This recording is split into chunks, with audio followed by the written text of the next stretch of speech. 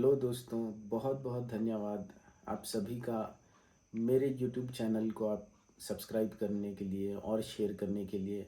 आपका ये प्यार ही है जो मुझे मोटिवेट रखता है ऐसी इन्फॉर्मेटिव वीडियोस और न्यूज़ जिनके बारे में पूरी दुनिया नहीं बताती, ऐसी न्यूज़ पब्लिश करने के लिए, आप तक पहुंचाने के लिए बहुत बहुत धन्यवाद मेरे चैनल को सब्सक्राइब करने के लिए। आज हम बात करते हैं गज़ा से। पहले शुरुआत करते हैं। आज गज़ा में सुबह से लेकर शाम तक कुल 43 डेथ्स हुई हैं।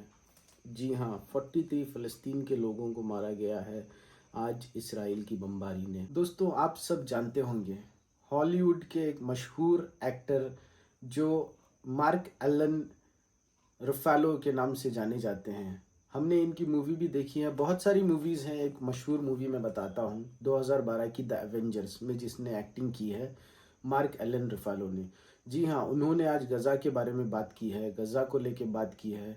सब एक्टर्स को कहा है कि गज़ा के साथ खड़े हों ताकि ये गज़ा में जो भूखमरी फैल रही है, फेमिन जो फैल रही है, इसको रोका जाए जल्द से जल्द, वरना गज़ा का हाल और बदतर से बदतर होता जाएगा। दोस्तों, खबर आ रही है ईरान के national security commission of Iranian parliamentary से लेकर। इन्होंने चेतावनी दे दी है foreign minister of Iran Abbas Araghchi को लेकर। इन्होंने बोल दिया है कोई समझौता नहीं होगा आईएईए के साथ में।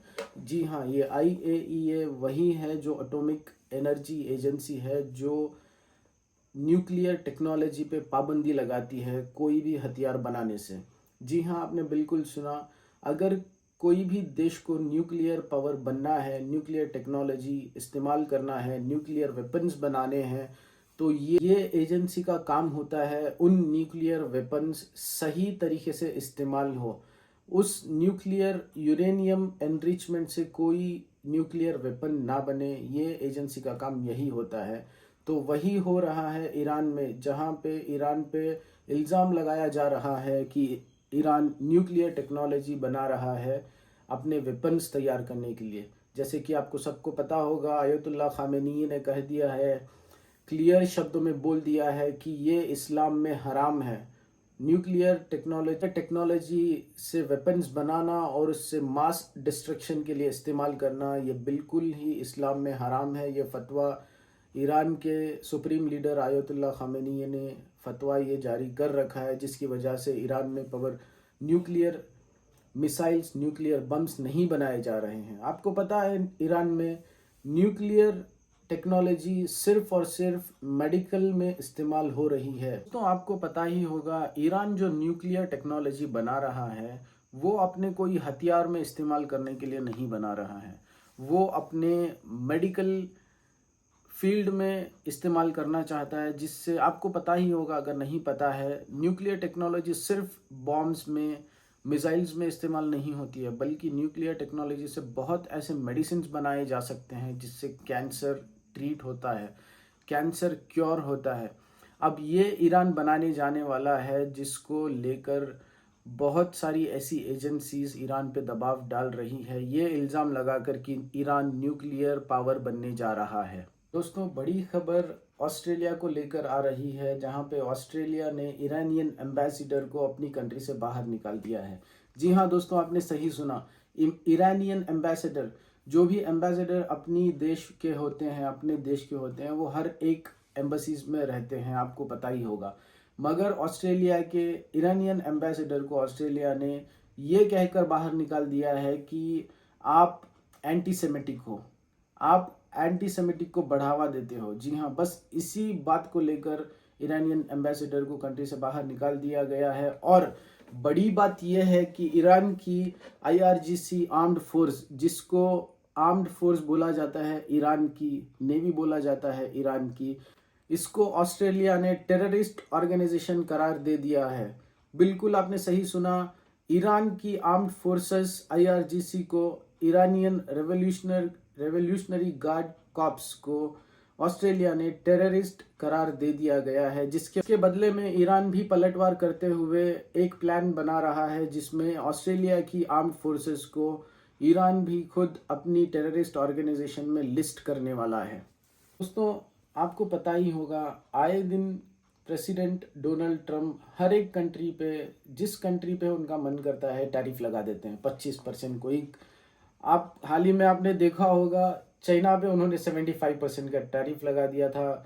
पलटवार करते हुए चाइना ने भी खुद 75% का टैरिफ लगा दिया था। जी हाँ, बिल्कुल ऐसा ही कुछ भारत के साथ होने वाला है। प्रेसिडेंट डोनाल्ड ट्रंप ने ये इख्तिला कर दी है 27 अगस्त से भारत पे भी 25% तक का टैरिफ लगाया जा सकता है।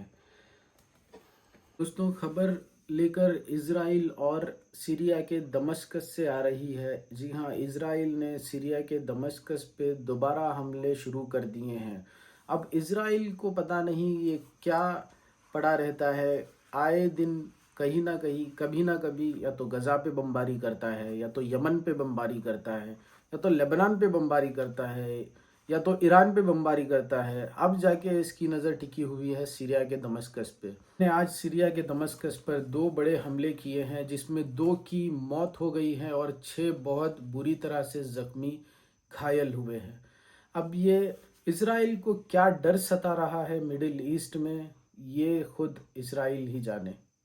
दोस्तों, आजकल हम बहुत ज़्यादा ये सुन रहे हैं, देख रहे हैं, हॉलीवुड के बहुत बड़े बड़े एक्टर्स गज़ा के साथ खड़े हैं, गज़ा की सपोर्ट में खड़े हैं। पर आज तक हमने ऐसे कोई बॉलीवुड एक्टर को नहीं देखा है। देखे भी हैं तो बस गिने चुने 1-2 एक्टर्स को। क्यों कोई गज़ा के बारे में बात नहीं करता है? दोस्तों, मैं आप सभी को दिल से शुक्रिया अदा करना चाहता हूँ। ये आपका प्यार, आपका सपोर्ट ही है जो मुझे यहाँ तक ले आ रहा है और मुझे कॉन्फिडेंस देता है, मुझे मोटिवेट रखता है कि मैं अगले दिन उठ के अगली न्यूज़ बना सकूं।